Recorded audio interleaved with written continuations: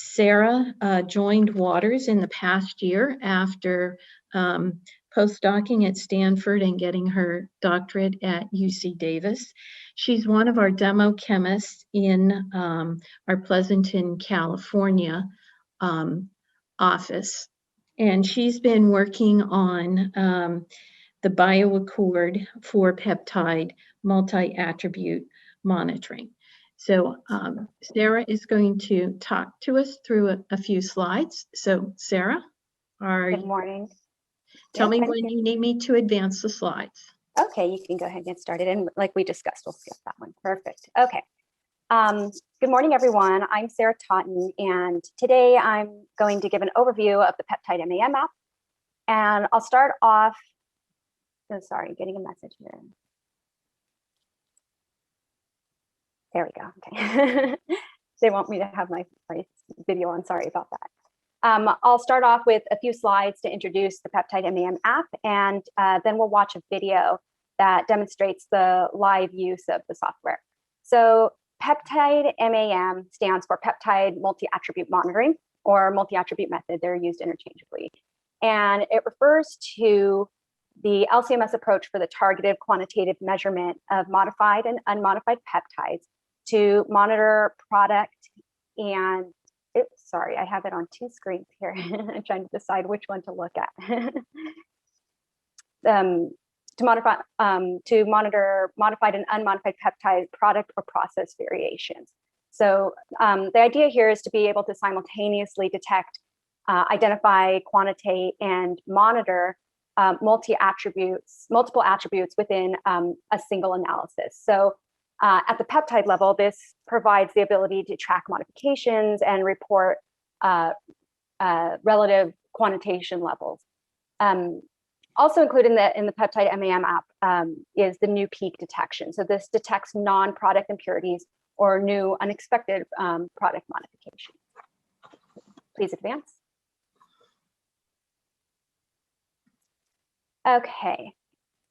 So to meet these needs, our MAM workflow begins with data acquisition on the BioAccord system, which has SmartMS functionality and is operated through the compliant ready informatics platform called Waters Connect, which houses Unify as well as several other new applications, including the Peptide MAM app, which will be covered today. So some of the other new apps that will be released very soon and that we will get to see in today's demonstration include the sample submission app and the acquisition method editor application. All these apps are linked and talk to each other and work together in an integrated fashion to provide a complete, all-inclusive workflow for peptide mapping and MAM analysis, all the way from data acquisition to processing and reporting. And this enables the monitoring of critical quality attributes in a regulated biopharmaceutical environment. So Waters Connect with BioAccord system offers an all-inclusive MAM analysis from data acquisition to processing and reporting. Here is the flow chart of the Peptide MAM workflow. So this is to provide a general overview of what the app does, and we'll get to see each of these steps in a more detailed way in just a minute when we go into the video for a live software demonstration. So we begin by creating and then loading the MAM processing method. This is where we'll define the critical quality attributes that we'd like to monitor. We'll also define the system suitability standards, which is a dedicated step to monitoring system performance with known, well-defined peptides, and then to start processing parameters. Okay, so once the method is created and selected for use in a particular analysis, we then move to sample submission, which is where we'll link an acquisition method, set sample types, such as defining them as unknown, standards, or references, for example, and then to actually acquire the data. Following acquisition, the app will automatically begin processing using the method defined in the first step. And then when it's done acquiring and processing, the results will automatically become available for viewing. The next step is, of course, to review the results. So this is where you can monitor the attributes and see their relative quantitation. And as you'll see in a minute, the app provides a really nice visual for immediately telling if any of the attributes are out of the expected range. And also in this step, you can review the results from the new peak detection. And as the last step, the results can automatically be compiled into a single report. Hi everyone, I'm Lucy Fernandez and I'm a demo chemist in the European Demo Lab. So today I'm going to take you through the workflow for peptide MAM. So if I just share my screen with you.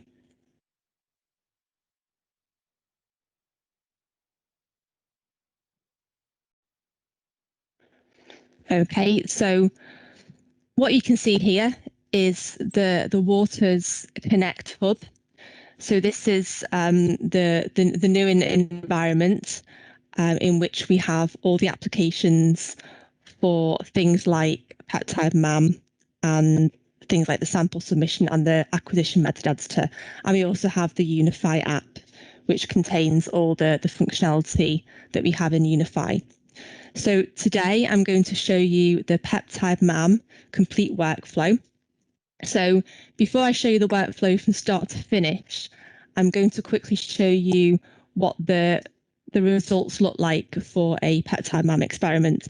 So this is basically the overview of the monitored attributes. So I'm going to go through again this from start to finish in a minute, but just so you kind of see the main results at the start. This experiment is monitoring 6 attributes and it's in a NIST triptych digest. So it's only a small sample set and it's really just to kind of, we use it to demonstrate the key features of the peptide MAM workflow. So there's 4 samples of NIST digest and samples 2 and 4 have been stressed and 1 and 3 are control samples. So out of the 6 monitored attributes here, we have some methionine oxidation, some deamidation, a glycosylation and an N-terminal pyroglutamination. So you can see here the 6 bar charts are showing the percentage modification for each sample for the particular attributes. And also we have indication of the level that we accept or is the acceptable range. And we can see instantly if a particular sample has exceeded or is outside the acceptable range for that particular attribute. And this range is stated in the method. So you basically just put in what your acceptable range is when you're setting up the method. And then once that's in, basically anything that is over or outside the acceptable range will be flagged up. So this is just a nice kind of overview of the results from the monitored attributes review. We'll look in a little bit more detail in a minute. Another quick thing I wanted to show you is the results from the new peak detection.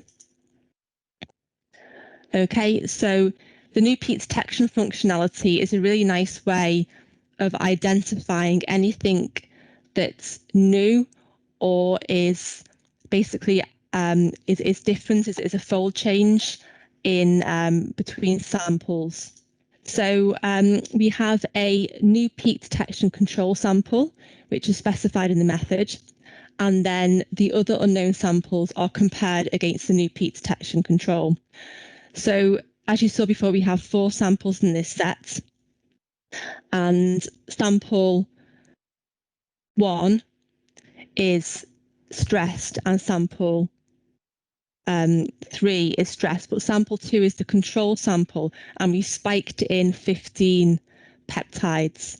And the reason we've done this, it's another control if you like, is so that we can tune the new peak detection parameters to pick out these 15 peptides. Okay, so once we can see we've identified 15 peptides, we can be confident then that the detection criteria has been set right. So we use the detection criteria. There's 5 criteria there, and this is to make sure that we don't have to review too many false positives. So it looks at things like the fold change, the percentage of base peak, but also we have this isotopic similarity setting, which gives an indication that it is actually a peptide that we're looking at. So it takes the mass of the peptide, and it compares that with an averagine peptide and the isotopic profile, and it will then use the score of 75 which is basically industry standard for this parameter, and it means that the new peak that's being flagged up is likely to be a peptide because of this isotope similarity score. So again, that's a new peak detection step, and we'll look a little bit more closely in the review of that in a few minutes. But once I've now that I've shown you these kind of two features of the workflow, I want to kind of start from the beginning now and just take you through how you actually set up the workflow. So this is the welcome to the Peptide MAM page, and you can see here that you can create an analysis and also create a processing method. So the first thing we're going to look at is the processing method. So you can see here that I've already created a method for the NIST peptide MAM. So if we just open that, you can see that we have 3 steps to creating a method. So the first step is to actually define the attributes, to define the peptides and the modifications that we want to monitor. So you can see here we have 6 or 7 in this method. And if you just have a look, if I go to edit one of them, we can see here that we have the unmodified form of the peptide. We've ticked that you want to monitor the modified form. We've given it a name, and we've set the acceptable limits. The acceptable limits can be less than, greater than, or between, and we just literally type in what value you want to have that threshold at. Okay, so that's basically what it looks like. So to bring in the attributes, this is done from the peptide map experiment.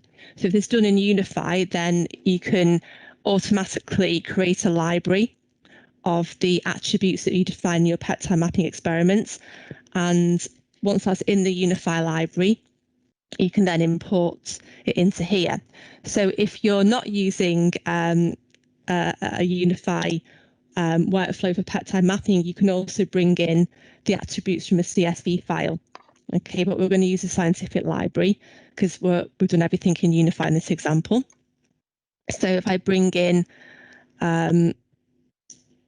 this library here, we can see we have lots of peptides that have been brought in.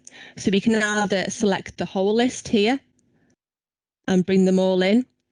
So I'll do that. I'll import them in here. So we're not actually bringing them into the method just yet. We're just bringing them into this table. And now we will go on and actually select what we want to use to create an attribute. Okay, so I'm going to select all the different instances of the glycosylated peptide on the NIST antibody. So I'm selecting all the instances of that peptide, then saying create attributes. Okay, so it's brought all the things that we want to consider now into this create monitored attribute part. And for example, we can select one of the glycoforms. So we can select G1F. So we can give it a name. Okay, whatever you like, you can type the sequence in, entirely up to you. And we're going to say we want that to be greater than 10%. Okay, then we create that. Okay, this is basically what we just created. So you can see here it's now in the list. So another useful thing, we can actually copy that. So if you wanted to monitor a different glycoform, for example, I think one I haven't done yet is this one here. We can basically just edit what we currently have.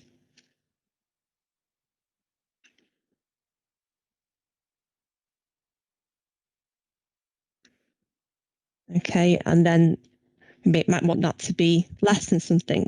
Okay, so you just have the flexibility to, kind of bring in attributes directly from this table, from the library, and then also you have the ability to edit and copy and remove them from the list. So it's really easy to create these attributes. And I think you could also see, for example, if I look at one of these, we can define the charge dates you want to look at as well. So this is automatically brought in from Unify, okay, but you have some control there of what charge dates you look at. Okay, so that's bringing in the attributes. Another thing we have is we have a system suitability test part of this workflow. And what that allows you to do, it allows you to use your SST samples to monitor the status of the instrument. So, for example, if you wanted to make sure that the mass accuracy and the response and the intensity of these peaks were the same across the run. So, for example, you weren't losing any instrument performance across the run. This is a really good way to monitor the instruments. Okay, that this way you can be sure that any variability within your unknown samples is down to the samples and not the instruments. Okay, so what we do here, again, we import a CSV file that has all this information in, but it's basically just what we want to monitor for the system suitability test. Okay, and this is basically just a list of 7 peptides from a mass prep mix, and basically you put in the mass, the retention time, and we have pass-fail criteria.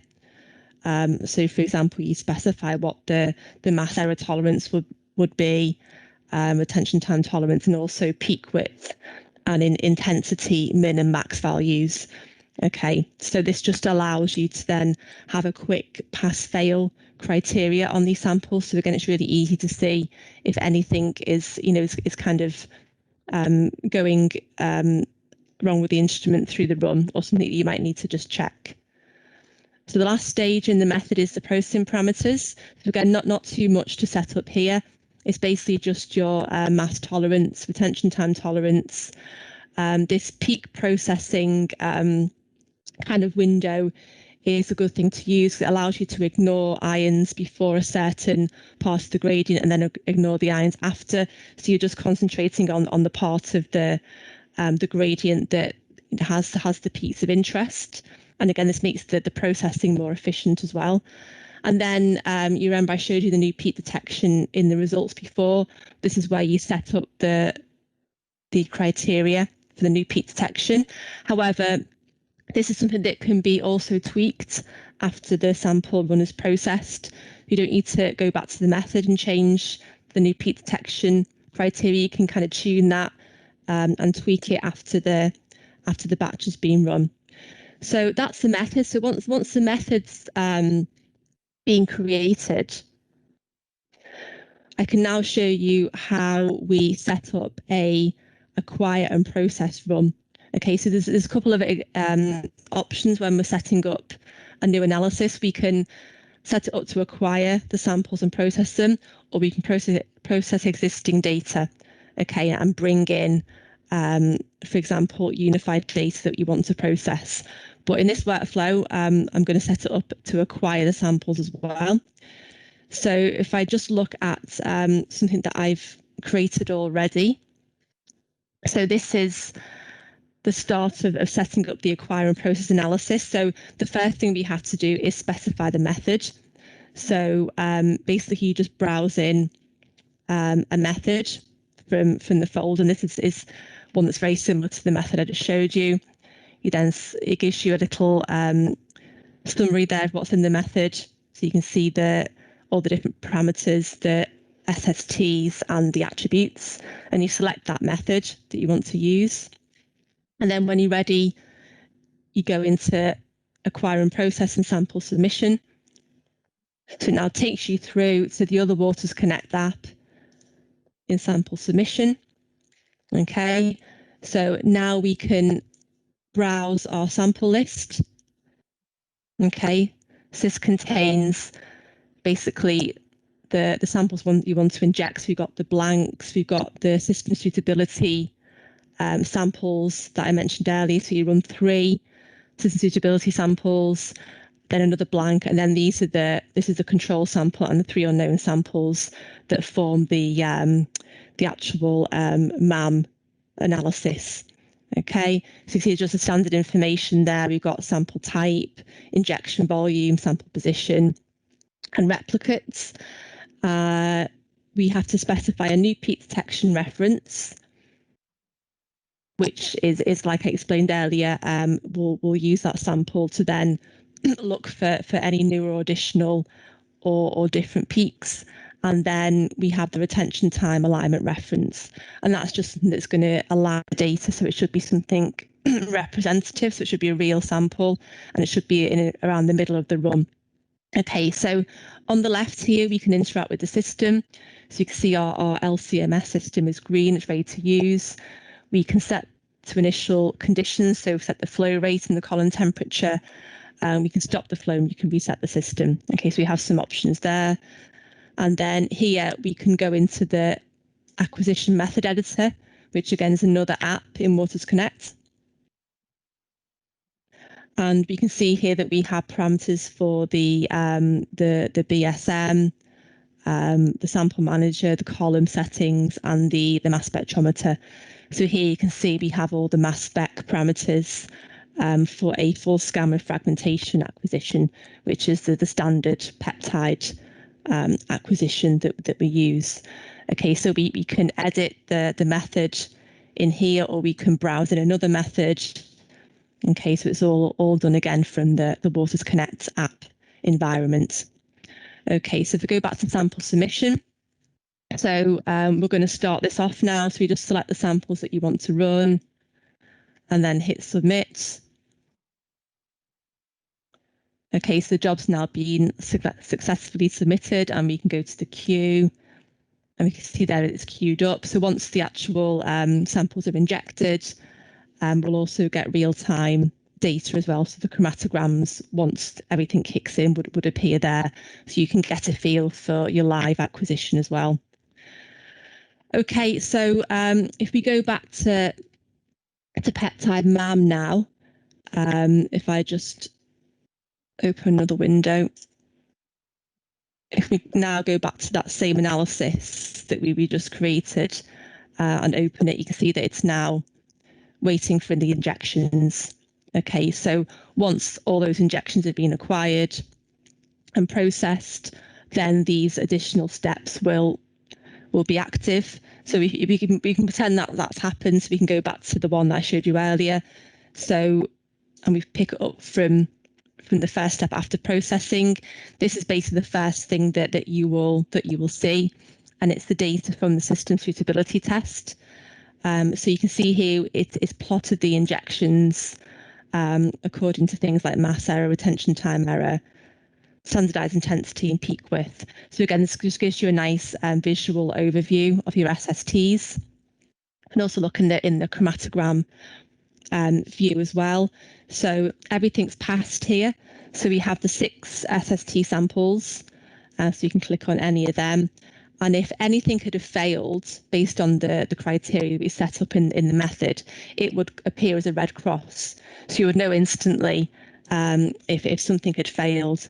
Yeah, so again, you can look at the TIC and the BPI as well as checking all the pass-fail criteria. Okay, and everything is passed here, and it's all within the limits that were set up in the method. So once you've checked the SST samples, we can look at the data from the injections. Again, if you look at one of the NIST digests, we can toggle between TIC and BPI and UV. Okay, so we can see the nice data there. So that's just an opportunity to actually look at the chromatograms. If you look in the retention time alignments, here we can see what the sample looks like before and after alignment.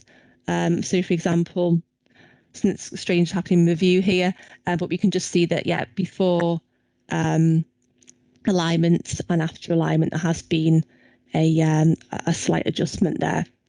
Okay, so we're going to get to the monitored attributes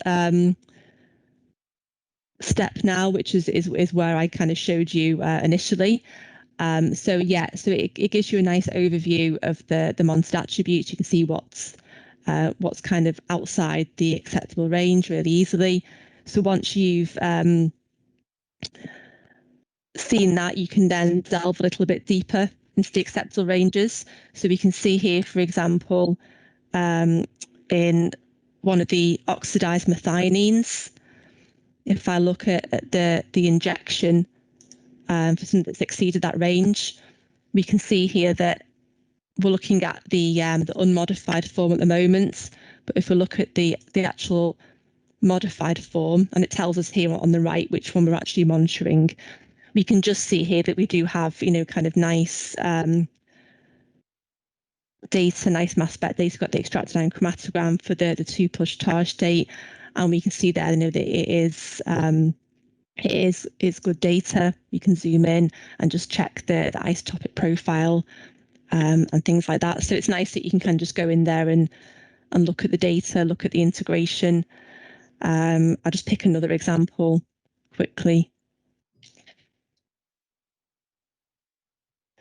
Again, if we look at the monitored attributes, yeah, again, so you see it's less intense this peak, but we can still see that it's a nice, the spectral data is good, and we've got data for the 3+ and the 2+ charge states here.